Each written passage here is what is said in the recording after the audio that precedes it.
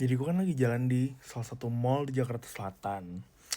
Terus gue ngeliat nih ada restoran baru. Gue nggak tahu sebaru apa, cuman gue baru lihat aja. Dan frekuensi gue ke mall ini tuh sering banget. Jadi gue yakin ini tuh baru. Terus gue tuh ngeliat kayak oh ada restoran Korea nih baru.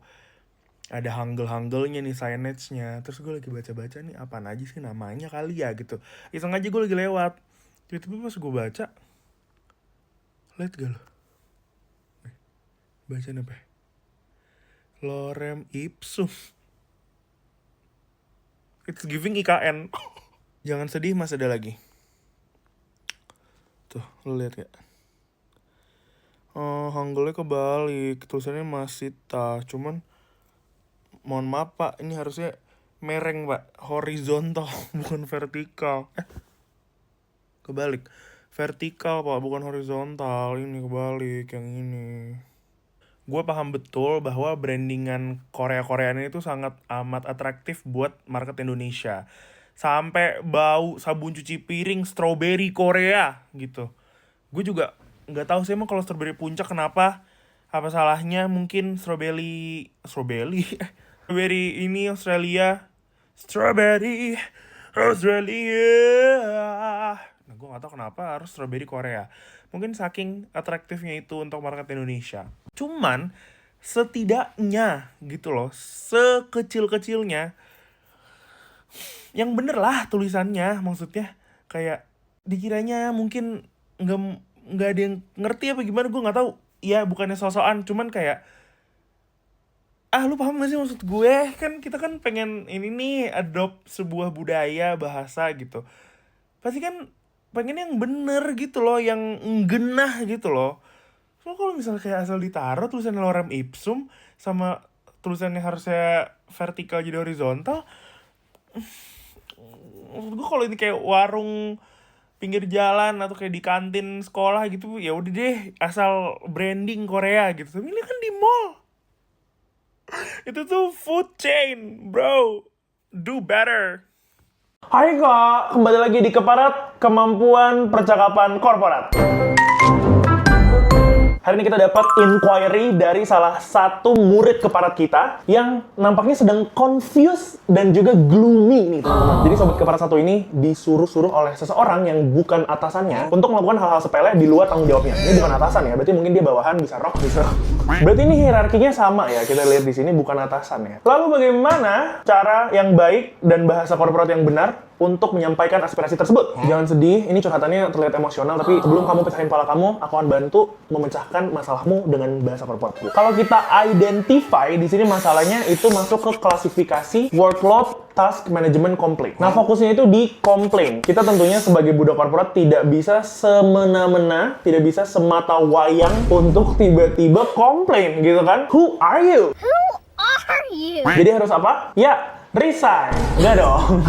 Kita harus menekankan terhadap dampak beban kerja yang kita emban. Tentunya dengan memelas, menunduk, merendah, dan juga meludahi diri kita sendiri. Nah, di sini kamu bisa refer tanggung jawab kamu sebagai core deliverables. Setelah itu kamu bisa mempercantik, memperkaya, dan memperkeruh suasana ini dengan mendekorasi kata-kata yang netral, namun dalam istilah bahasa Inggris supaya terlihat penting. Netral di sini yang dimaksud bukan Eno, bukan garu di dadaku ya, tapi di sini tidak mengandung emotion sama sekali. Dalam kasus ini contohnya ada kata-kata sepele. Ini tuh full of emotion dan juga tidak bisa digunakan karena tidak netral. Jadi kita bisa ganti dengan kata-kata microtask supaya lebih neutral dan lebih terkesan penting. Terus ada juga kata kerjain sendiri. Ini full of emotion. Kita nggak mau. Kita maunya netral, neutral, dan undertone itu warm. Ini bisa banget kamu transform menjadi self-execute. Jangan lupa untuk perhatikan nada ucapanmu. Tujuannya apa? Tentunya untuk tidak menyinggung perasaan dari si empunya yang di Pertuan Agung Maharaja Mahadaya Cinta, sobat korporat yang duduk di sebelahmu. Teman-teman kemarin ingat di bab 1 ada apa kita belajar? Hukumnya yang pertama, BKTB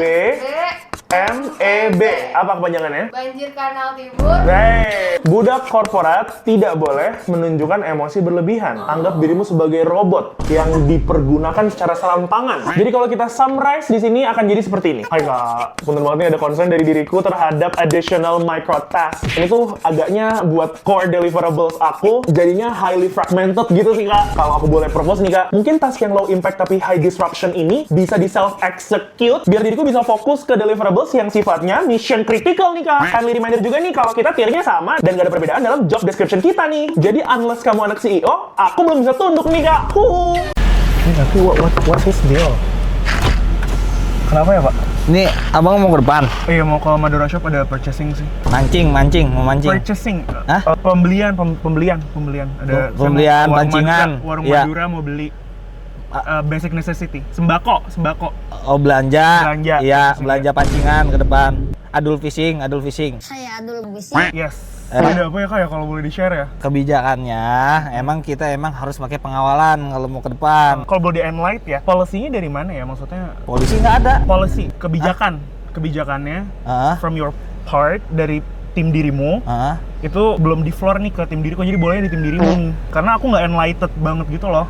Ini Kurang maksudnya enlightened. dari siapa kebijakannya? Iya. Itu emang udah dari sananya gitu. Sananya itu Kita kan putra daerah di sini kan, yang mengawasi keamanan di sini. Kalau nggak gitu kan nyasar, nanti kita arahin jalan tikus ini gitu. kita udah ada map sih pak. Hah? I think we're good deh, kayaknya nggak perlu. Ini 500.000 aja untuk kawalan ke mana tadi? Enggak, Beli pancingan. tapi punten banget nih kayak kita belum bisa sih kalau ngebantu. Hah? Kalau 500.000 kayak belum. Ya udah belum bisa seikhlasnya dah, berapa seikhlasnya? Hah? Kita nggak ikhlas sih pak. Tadi Apa? kita belum ikhlas sih, paling kalau dari tim kita belum ikhlas. Ya kalau kagak ikhlas oh jangan Iya, ya. berarti jangan. Wah, ini kan yang tadi sebelumnya ngasih gitu, dia Iya. 500 nggak ada. Cuman kan istilah kata namanya saling bantu warga sekitar. Dikasih iWatch. Pemuda daerah nggak dikasih, saya ambil aja Oh, gitu. diambil aja. Heeh. Kalau dari Kata tim- dia sih ikhlas gitu. Tapi kalau dari tim kita belum ikhlas sih kak. Ini Hah? paling belum ikhlas sih. Belum. Jadi belum bisa sih. Ya, Gitu. nggak 500.000 berapa dah? Itu. Gimana? Aku coba sundul atasan aku dulu kali ya kak ya. Mau tanya gitu. Ronaldo atas salah lu sundul siapa? Mau nanya atasan saya dulu maksudnya. Atasan gimana atasan lu? Di sini. Ini atasan saya. Oh, Kemeja. kemeja iya sih.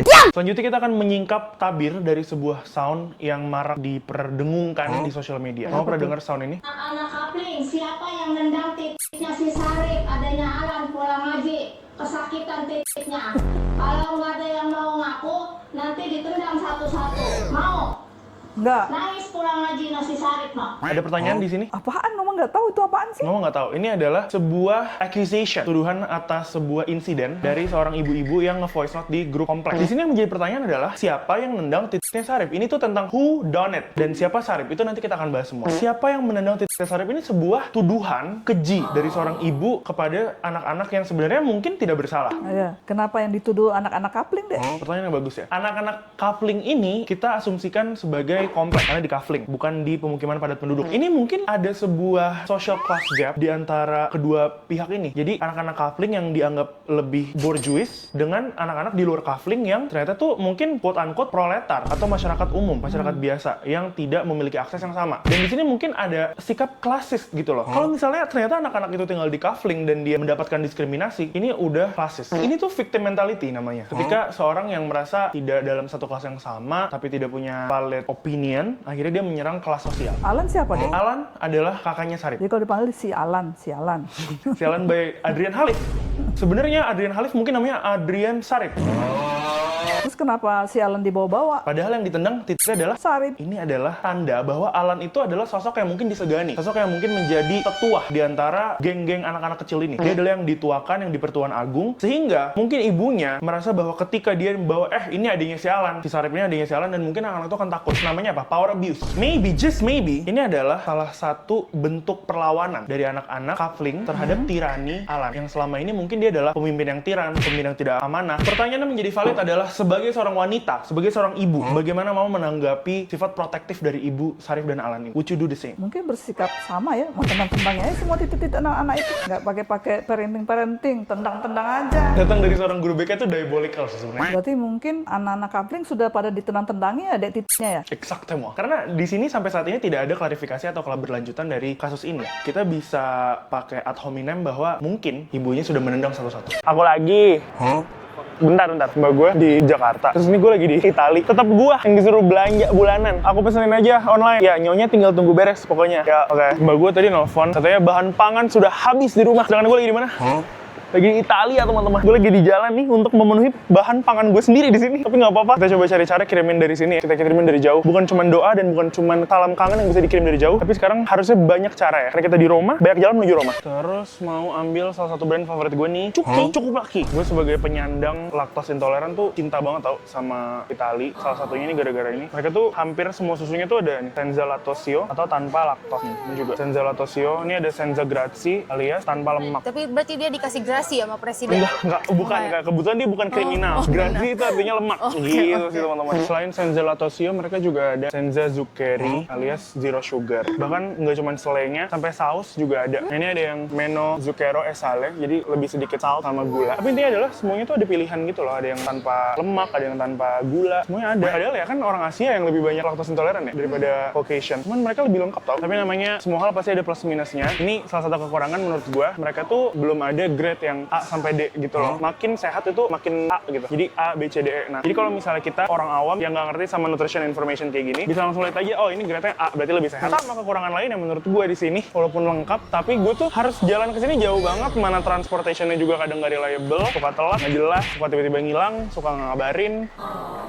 Maksud aku kayak, terus kekurangan lain yang menurut gua di sini tuh kita nggak bisa delivery gitu loh, nggak kayak di Indonesia gitu loh. Kita tinggal duduk manis bisa pesan online kayak di Blibli Mart misalnya. Gue tuh nggak perlu tuh naik skuter dengan cobblestone kayak gitu, susah-susah, hujan-hujan, nggak perlu keluar rumah, tiba-tiba udah nyampe. Kayak di Blibli Mart tuh banyak promo lagi ada promo payday. Saking gampangnya gue bisa order itu dari mana aja nih. Kayak sekarang mbak gue udah berteriak di rumah kayak, tolong bahan pangan habis. Nah, gue bisa langsung pesenin dari sini, langsung buka aplikasi Blibli. Kalau udah mau deket payday gini, banyak banget yang perlu dibeli. Tapi lebih gampang restock kebutuhan bulanan di Blibli Mart nih teman-teman. Karena no bla-bla di Blibli, harusnya kita sebagai satu tim tuh kayak gini. Tampak kompak. Tapi tampak doang, nggak kompak beneran. Kompak nggak beneran. Karena bisa sikut-sikutan. Sumpah ada mantan lo nggak sih ini? Salty yang crunchy. Udah salty, udah garing lagi.